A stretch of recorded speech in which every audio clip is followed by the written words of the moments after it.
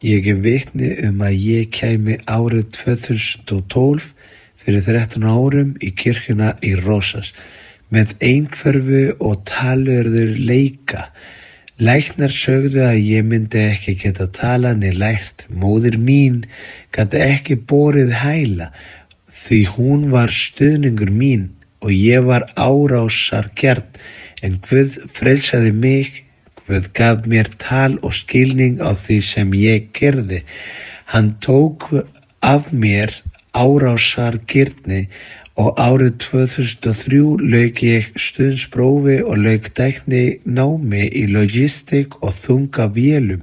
Í fyrra tók ég námskeið í rakaralist og matreiðslu og ég hef 2 stuðningspróf, eitt frá Kólumbíu og annað frá Argentínu, og með því lauk ég einu matreiðslunáminu. Fyrir 3 mánuði lét ég skýrast í vatni og allt þetta gef ég vitni til dýrðar Guðs okkar.